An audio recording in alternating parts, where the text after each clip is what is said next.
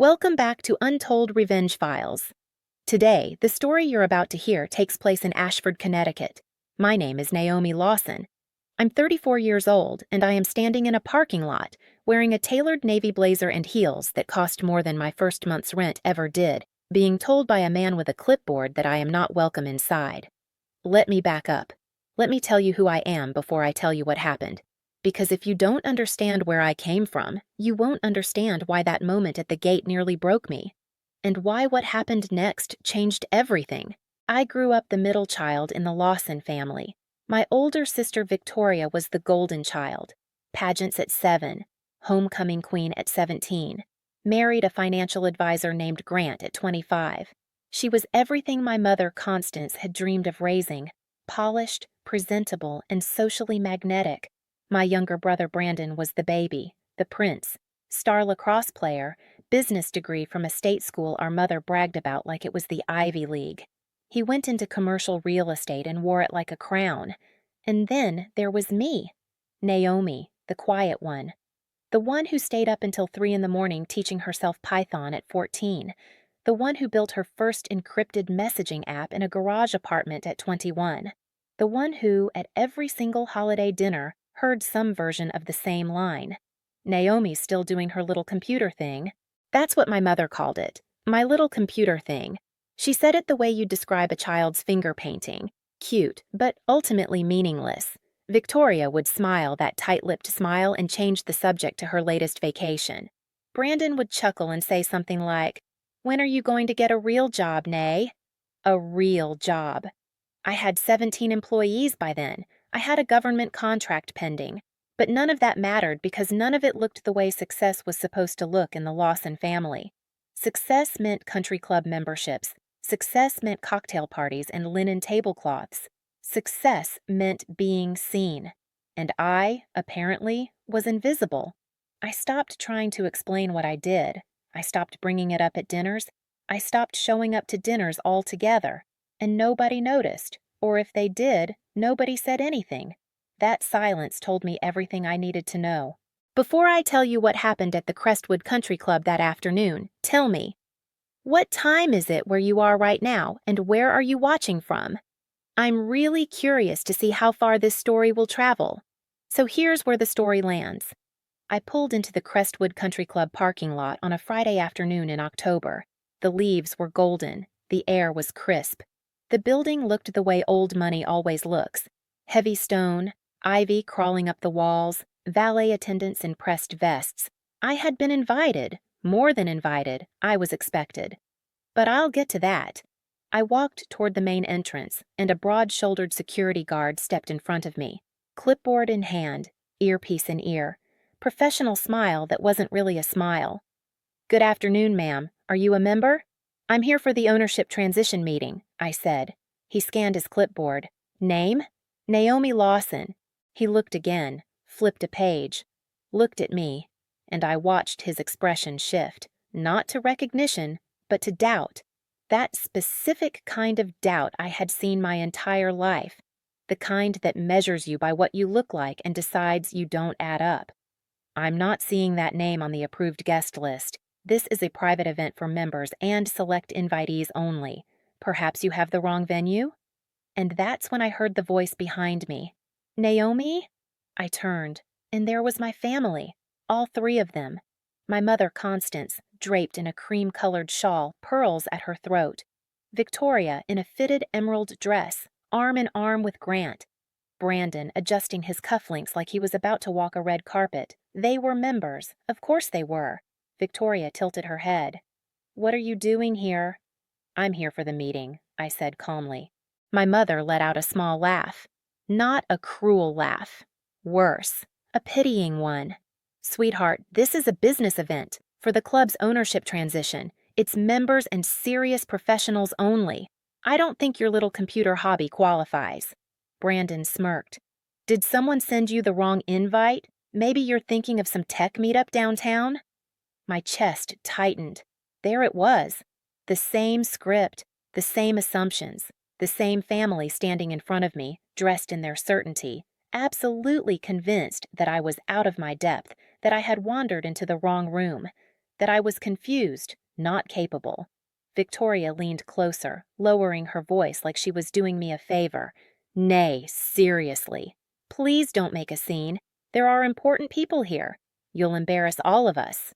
I stood there, and the ground felt unsteady beneath my heels. Not because I doubted myself, but because after 34 years, they still didn't know me. They didn't know the first thing about me. And the worst part, they had never once tried to learn. I looked at the security guard, then back at my family. My mother was already reaching for my elbow, trying to gently steer me back toward the parking lot. I had no idea that the next 5 minutes would shatter every assumption they ever had and change the way they looked at me forever. My mother's fingers were on my arm, gentle, guiding, the way you redirect a lost child in a department store, and something about that touch, so familiar, so automatic, made me go still. I didn't pull away. I didn't raise my voice. I looked at the security guard, and I spoke clearly. Would you mind radioing Richard Hargrove? He's the general manager. Tell him Naomi Lawson is at the front entrance. The guard hesitated. He glanced at my family, my mother in her pearls, Victoria in her emerald dress, Brandon in his tailored suit, and then back at me. I could see him weighing it. Who looks like they belong here? Who looks like the mistake? Ma'am, I don't want to bother Mr. Hargrove during a private. Please, I said. Just the one word. But I said it the way I say things in boardrooms, quiet, steady, and absolutely certain. He unclipped his radio. Front gate to base. I have a Naomi Lawson here requesting entry to the ownership event. She's asking for Mr. Hargrove. Static. 2 seconds. 3. My mother folded her arms.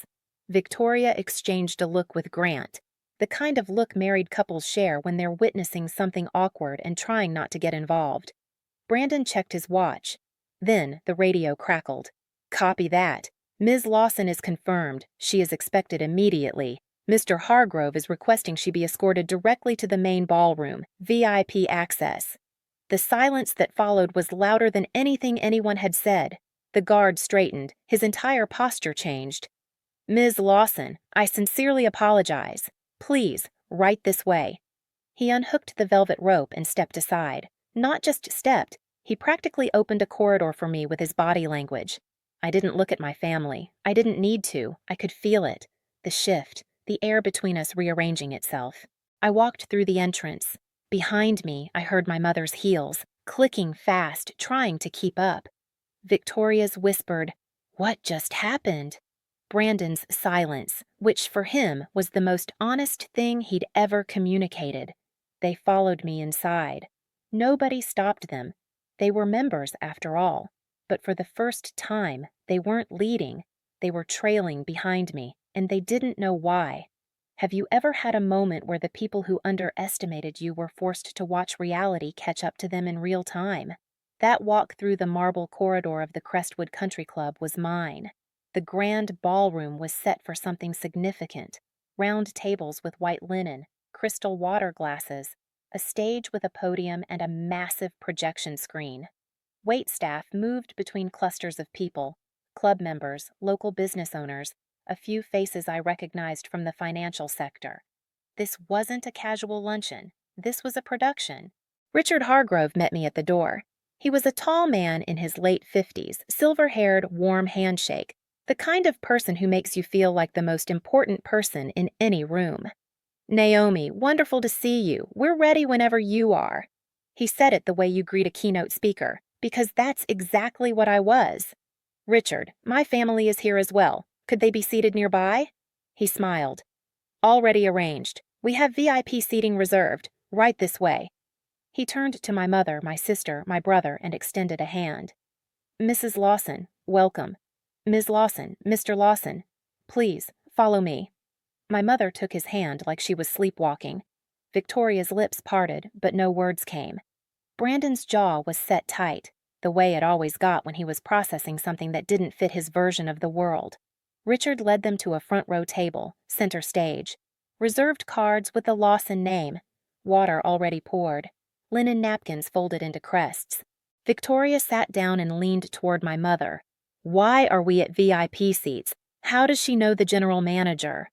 My mother shook her head slowly. I saw it from the corner of my eye as I stepped backstage. That slow head shake, confusion laced with something she wasn't ready to name.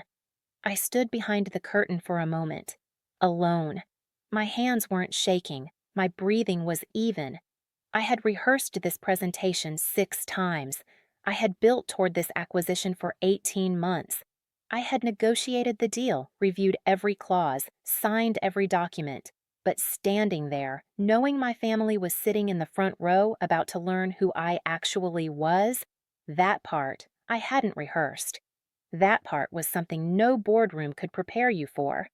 My phone buzzed. A text from Derek Osee, my chief technology officer and closest friend. The man who had believed in Sentinel Core when it was 2 laptops and a dream. You good? I typed back, about to walk on stage in front of my family. They still think I fix printers for a living. 3 dots. Then, go show them who built the firewall they couldn't see through. I smiled, put my phone away, and when the lights dimmed in the ballroom, I took a breath. The next time my family saw my face, it would be 40 feet wide on a projection screen under the title Founder and CEO. The ballroom quieted as Richard Hargrove stepped to the podium. 200 people settled into their seats. Crystal clinked. Chairs adjusted. Then silence. Good afternoon, everyone. Thank you for being here. As many of you know, the Crestwood Country Club has been a cornerstone of the Ashford community for over 60 years. Today marks a historic chapter. After months of careful deliberation, I'm honored to announce that Crestwood has officially been acquired for $47 million by Sentinel Core Technologies. A murmur rippled through the room. Sentinel Core. Some recognized the name. Others were already pulling out phones, searching. The company had been in the Wall Street Journal twice this year. A Forbes profile 3 months ago. Government cybersecurity contracts. Fortune 500 client list. One of the fastest-growing private-to-public tech firms on the East Coast. Richard continued. Sentinel Core specializes in advanced cybersecurity infrastructure, protecting some of the most sensitive data systems in the country. Their founder has built an extraordinary company from the ground up. No venture capital, no family money, no safety net. Just vision and relentless execution. He paused. The projection screen behind him lit up. My photo appeared. Professional headshot. Navy blazer. The same blazer I was wearing right now. Please welcome the founder and CEO of Sentinel Core Technologies and the new owner of the Crestwood Country Club, Naomi Lawson. I walked out from behind the curtain into applause. Measured, respectful applause from 200 people who understood what $47 million meant. I took the podium, adjusted the microphone, and I looked at my family. My mother's hand was over her mouth, not dramatically, instinctively, the way your body reacts before your mind catches up.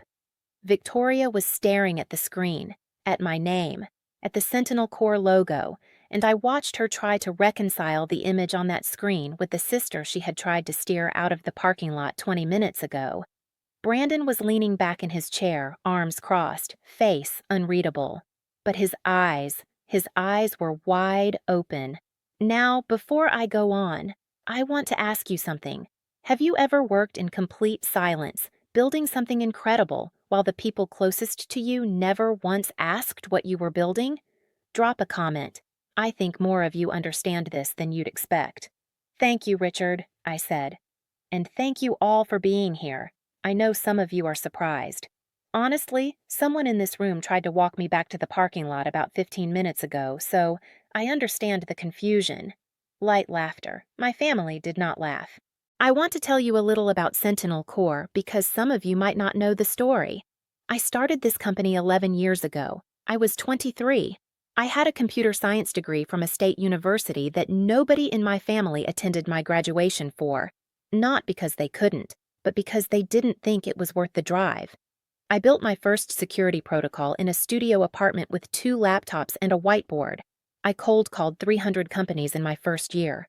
2 said yes. Those 2 contracts became 10. 10 became 40. 40 became federal. I paused. Let it breathe. Sentinel Corps now employs over 400 people. We completed our IPO last spring. We hold contracts with the Department of Defense, 3 Fortune 100 companies, and 7 major financial institutions. Our valuation, as of this quarter, is north of $600 million. The room was silent, not the awkward silence of my family's living room, the respectful silence of people listening. I tell you this not to boast. I tell you because for most of my adult life, the people closest to me called what I do a little computer hobby. They told me to get a real job. They changed the subject when I tried to share my work. They assumed I was confused when I showed up at a business event today. They thought I wandered into the wrong room. I didn't say their names. I didn't point. I didn't need to. Everyone at the VIP table knew exactly who I was talking about, and so did half the room, because my family had spent years building their social presence at this very club. This acquisition is personal to me. Crestwood represents something I was told I could never access, not because of rules, but because of assumptions. So here's what I plan to do with it. I outlined the vision. Infrastructure upgrades, modernized security systems, energy-efficient retrofits, enhanced digital services for members. I announced the Crestwood Catalyst Fund, a scholarship-style program for young entrepreneurs from underestimated backgrounds funded annually by Sentinel Corps. I pledged to preserve the traditions and culture that made the club special while opening doors that had been closed to people who looked like the version of me my family had imagined I still was. The applause when I finished was not polite. It was real. People stood. Richard shook my hand on stage. Board members I'd been negotiating with for months nodded with satisfaction. A reporter from the Ashford Ledger asked for 5 minutes after the event. I stepped off that stage carrying the same weight I had always carried, but for the first time, the room could see it, and so could my family. My mother was crying silently. Victoria was staring at her hands. Brandon was standing, not clapping, just standing, like a man who had just watched the ground shift beneath every assumption he had ever built. Knowing they finally saw me should have felt like victory. Instead, it felt like grief, because I had been here the whole time, and they had never once looked. The ballroom emptied slowly. Handshakes, business cards.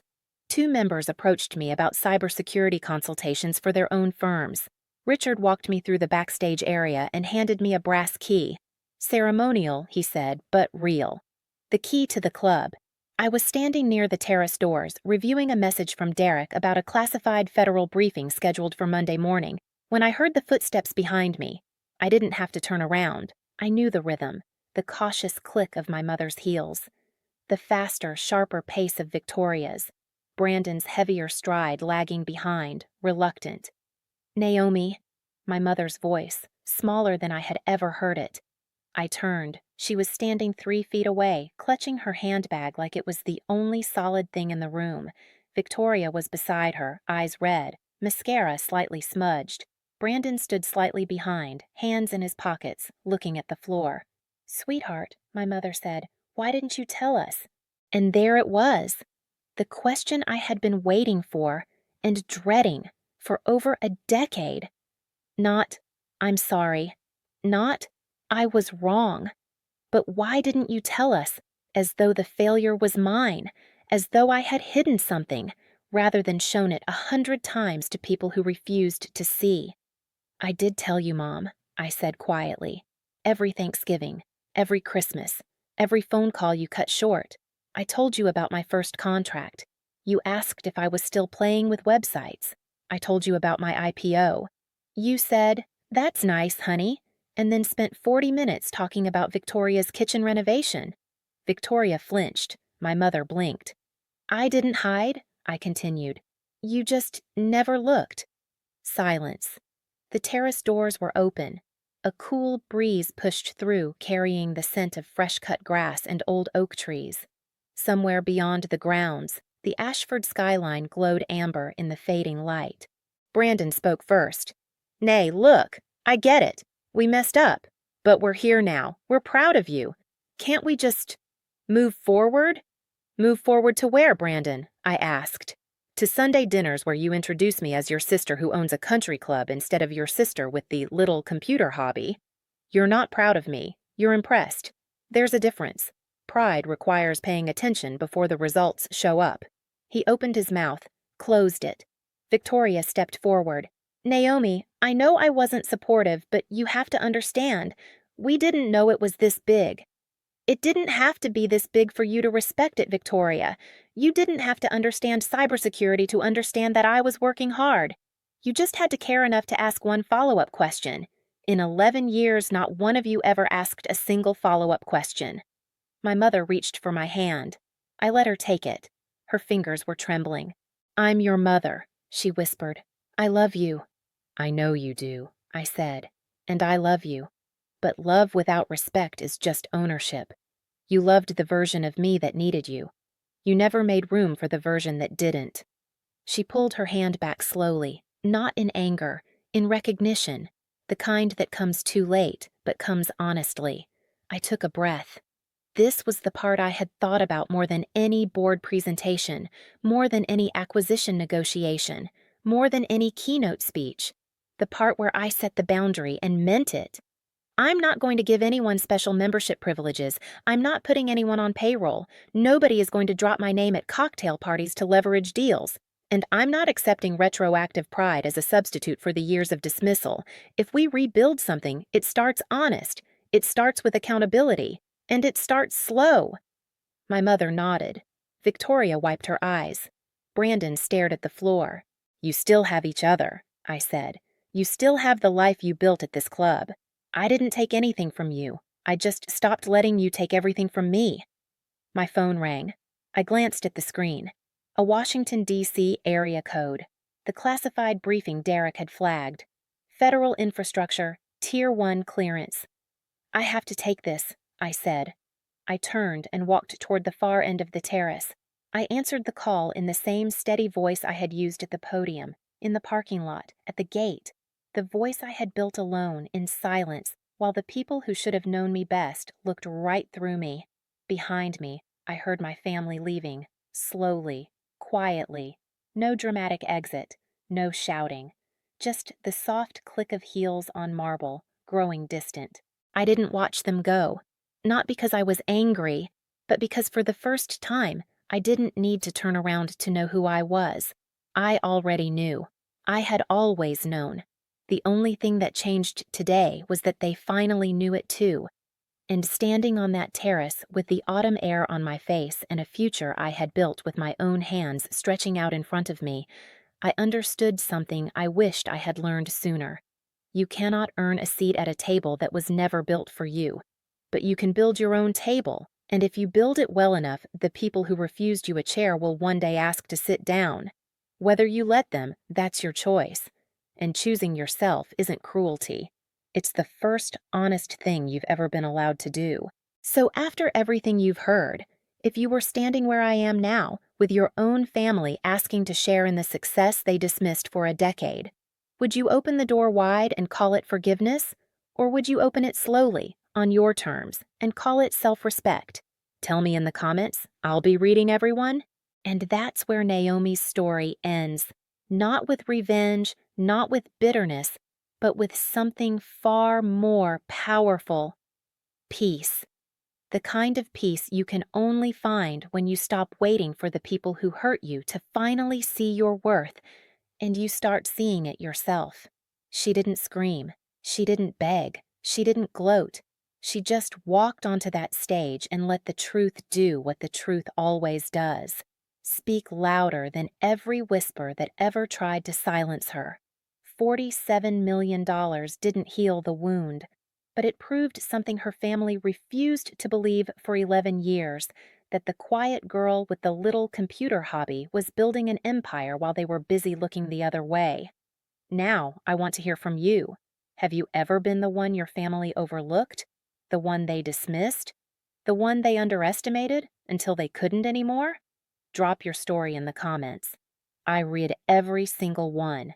And trust me, you are not alone. If this story hit you in the chest, if it made you feel something real, smash that like button. It helps more than you know. Subscribe if you haven't already, and hit that bell so you never miss another story. We drop new episodes every single week right here on Untold Revenge Files. And remember this: your silence is not weakness, your patience is not ignorance, and your comeback, it doesn't need an audience. It just needs you to believe in it first.